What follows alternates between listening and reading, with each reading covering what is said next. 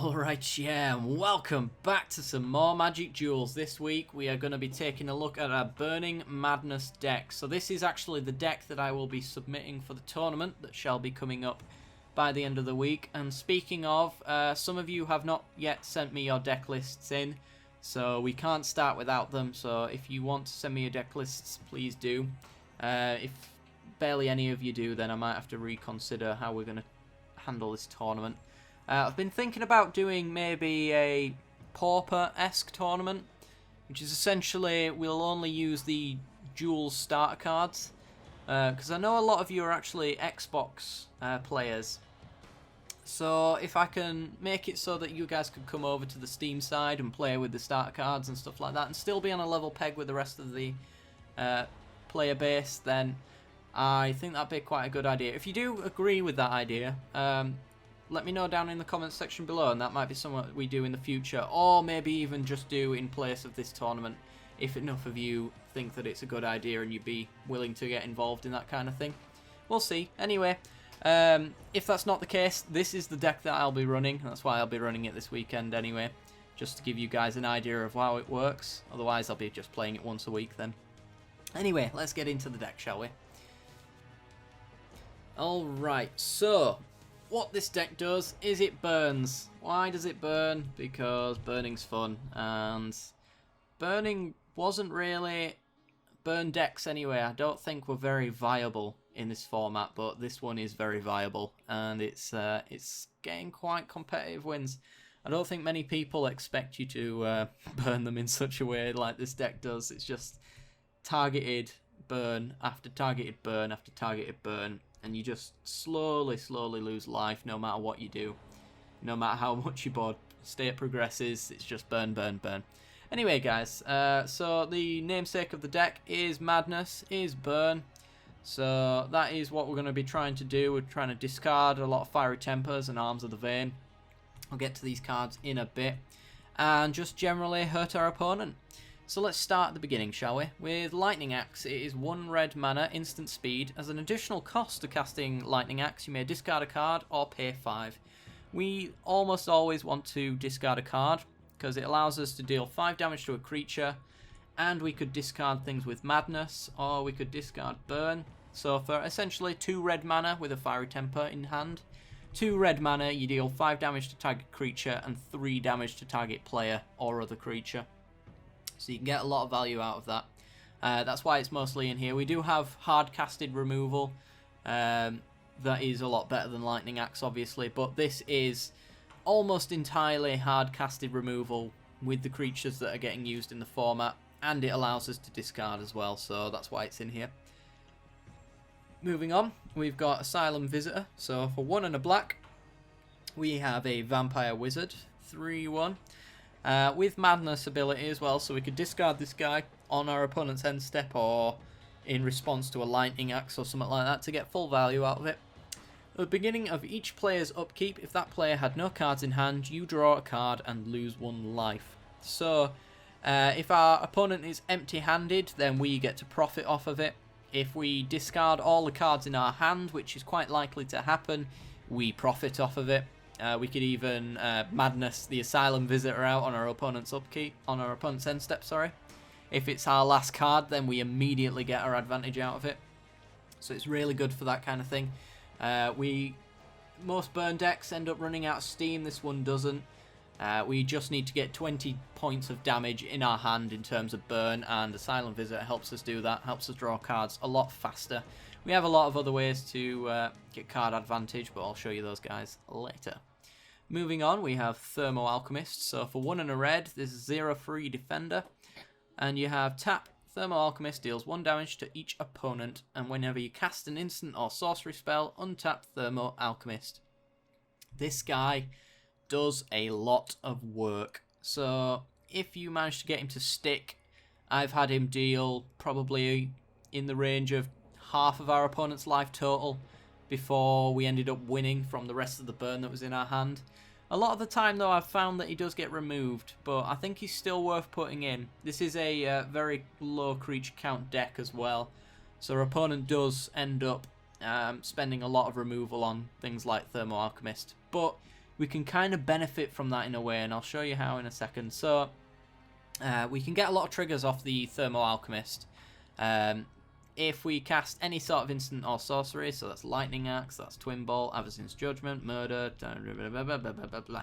Essentially every single card in our deck, for the most part, that's worth casting, we'll untap Thermo Alchemist, and we're very likely to have one in our hand as well. So we can get this guy to deal about 2 damage per turn, if everything's going well.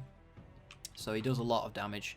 It's very important that our opponent remove him. He's also has 3 toughness as well, so for early game defense against our 1/1s and our 2/1s from the White Weenie and stuff like that, this guy can do a fair bit of work in that regard.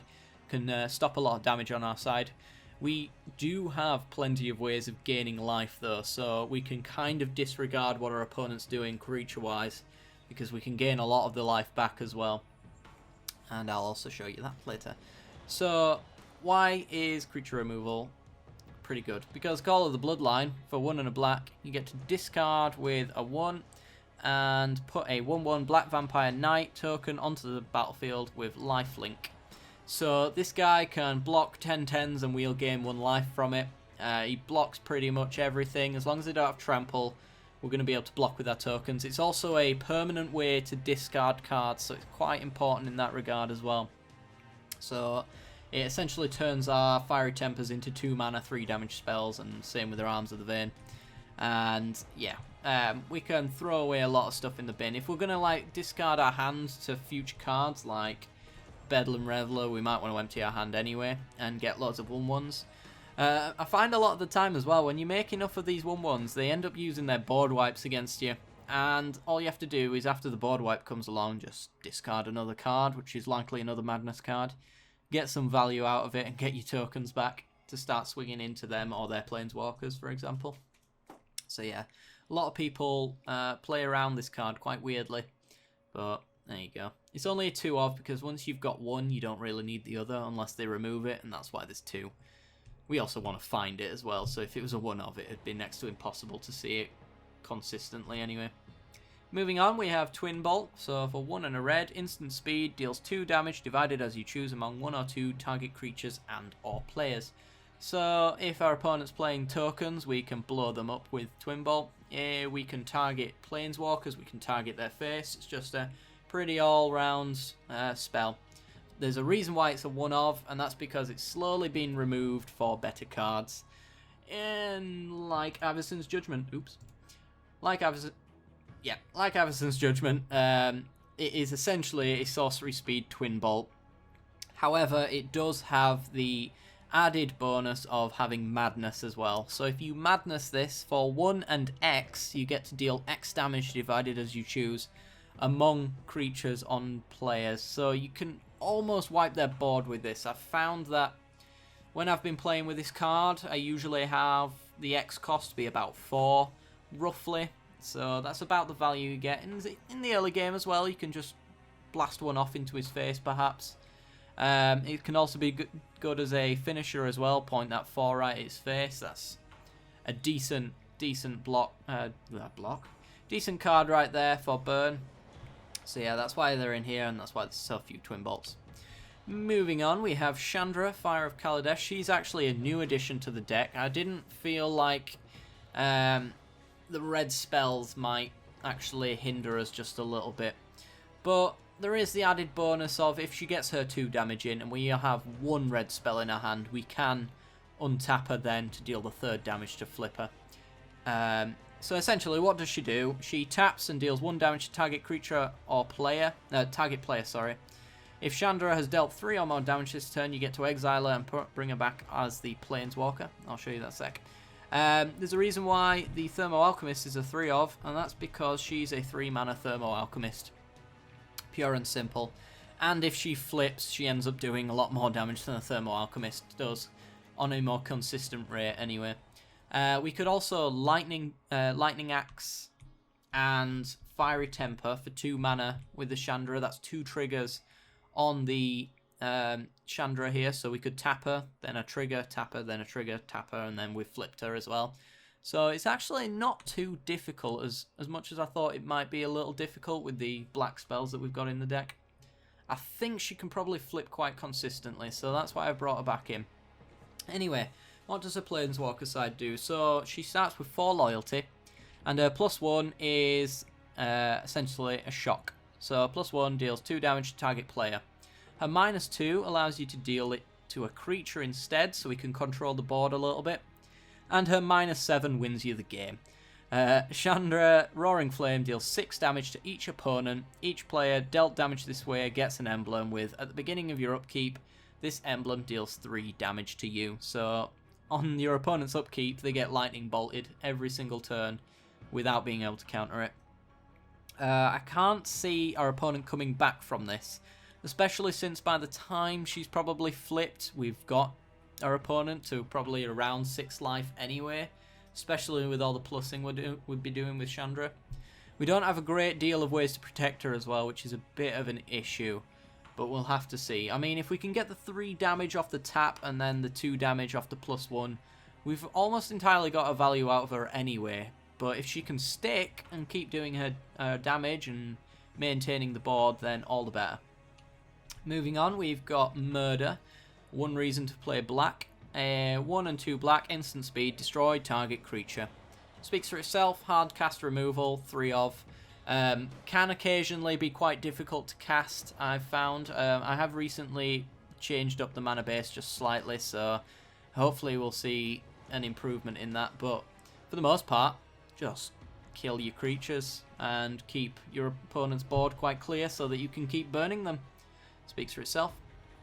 So we've got one of the namesakes of the deck, so Fiery Temper, 1 and 2 red, instant speed, deals 3 damage to target creature or player, and you can madness it for 1 red. So we want to be madnessing this guy. We have plenty of ways of discarding it. I think it speaks for itself. Point them at your opponent unless you really have to kill a creature, then point it at a creature. We have Arms of the Vein, 2 and a black, sorcery speed, target opponent loses 3 life and you gain 3 life. That is a 6-point life swing for potentially just for 1. So it is pretty crazy. We have a fair bit of life gain with this deck. I've actually finished off our opponent quite frequently with more life than we started with, which is all thanks to the Arms of the Vein, if you can draw into them, of course. And it allows us to neglect our opponent's board just a little bit as well, and just pretend that they don't have creatures on the board, because we can undo the amount of damage they might have done in the early game as well. So it's pretty awesome. Essentially, it is a better version of Fiery Temper, so we have 8 lightning bolts in our deck, which is awesome. Moving on, we have Exquisite Firecraft. For 1 and 2 red, it deals 4 damage to target creature or player. And if you have Spell Mastery, it can't be countered. So we can point 4 damage at our opponent, and also we can hold on to this for a rainy day situation. I say rainy day. If we get them to 4 life, we can, and we're against control, just Spell Mastery, can't be countered, you've just won straight off the bat. Speaks for itself. If you're going to play a burn deck, Exquisite Firecraft has to be in there. It's just absolutely stupid. Anyway, Collective Defiance. So for 1 and 2 red, it is a sorcery speed with many things to do with it, and many times you want to do all 3. The escalate cost means that for each mode you choose beyond the first, you have to pay an extra 1. So what are the modes? Target player discards all the cards in his or her hand, then draws that many cards. So this can be used in 2 ways. This can be used to discard your hand for a better one. If your hand's full of lands, then you can drop all those lands, get some more burn spells. If you have burn spells with madness in your hand, you can discard them, and then on top of the escalate, you can cast all those madness spells as well for that extra little bit of advantage. We also have, it deals 4 damage to target creature. That kills most of the creatures in the format, for creature-based decks anyway, that aren't ramping into a stupidly big one. So, yeah, we can take out a big creature off their board. And finally, it deals 3 damage to target opponent. This is my main reason to put it in. It's a 3 damage spell, more burn, that allows us to get advantage. Another way to use this target player discards, by the way, as well, is if our opponent's done any kind of searching for a card, and you know that that card can destroy you, you can make them discard their hand as well. So you can get a little bit of advantage out of that by making them drop the cards into their graveyard. So yeah, it undoes their hard work, and helps you do yours. Moving on, we have Languish, so we will be neglecting our opponent's board quite a fair bit, but in times when that gets a little bit out of hand, we have Languish. 2 and 2 black, sorcery speed, all creatures get -4/-4 until the end of the turn. So our opponent's likely to overextend. Since we don't play many creatures, they'll think that they can keep going wide and wide and wide and wide, and they'd be right, they can absolutely do that if they choose to do so, but if they do, we'll have a Languish waiting on the board, ready to wipe them out. So for our first few turns, we'll be burning, ignoring our opponent's creatures, and then when it finally gets out of hand, just blow up the board and start again with the same process until you get the next Languish. So yeah, speaks for yourself. Reality Smasher. So this is a bit of an odd one for the deck, but it always works whenever it comes out. It's beautiful. So for 4 and a colourless, we have to have colourless lands in, and we do. I will show you those when we get to the land base. It is a 5/5 Trample Haste. So this allows us, this is an endgame card by the way, it allows us to get that last little bit of damage in. If our opponent's empty-handed as well, they can't remove it. Or if they only have one card in hand, should I say, they won't be able to remove it with the removal they have in hand. Because whenever it becomes a target spell an opponent controls, you get to counter that spell unless they discard a card.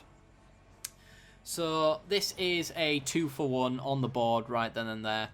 If they don't have decent enough creatures, we can kill it. This will get past tokens to kill planeswalkers, and it'll get past to do the final bit of damage. We don't see it too often, so the colourless isn't too much of a problem for the most part, but that's why it's there. Next we have Chandra, Flamecaller. 4 and 2 red, a 4 loyalty planeswalker. She has +1, put 2 3/1 red elemental tokens onto the battlefield with haste, and then exile them at the beginning of the next end step. So she could be a 6 mana, 6 damage spell. She also has the ability to make us discard all the cards in our hand and draw that many cards. So for 0 mana, if we have a handful of madness cards, we can cast all of them and redraw all of our cards +1. So she is very stupidly good in this deck. But she is obviously very costly. She ends up being an endgame card, and she probably usually comes out when it's maybe 1 or 2 cards in hand. So, you know, she doesn't get this ability to work too often, but when she does, it just steamrolls your opponent. And then our minus ability, or ultimate should I say, deals X damage to each creature. So this is a board wipe. Yet again, after the turn 4, when we've been letting our opponent go wild with their creatures and we've board wiped, then a couple of turns go by and we Chandra and we wipe their board again. We just continue to board wipe while also burning our opponent's face, so she's awesome for that as well. And finally we have Bedlam Reveler. So for 6 and 2 red, though it will never be that, Bedlam Reveler costs 1 less to cast for each instant and sorcery card in your graveyard. So most of the time when you see this card and when you want to use this card, he will cost 2 red mana. Yeah, it's 2 red mana for a 3/4 with prowess that also has the ability to discard your hand. Great if we have madness cards, and then draw 3 cards. Even better if we've got an empty hand or a handful of crap. So we get a redraw in a burn deck essentially for 2 mana, which is pretty sweet. So moving on to the lands, we have 8 swamps and 8 mountains, mostly because we have quite the even skew along the board. We have a lot of double reds and a lot of double blacks, so we want to be able to hit them all.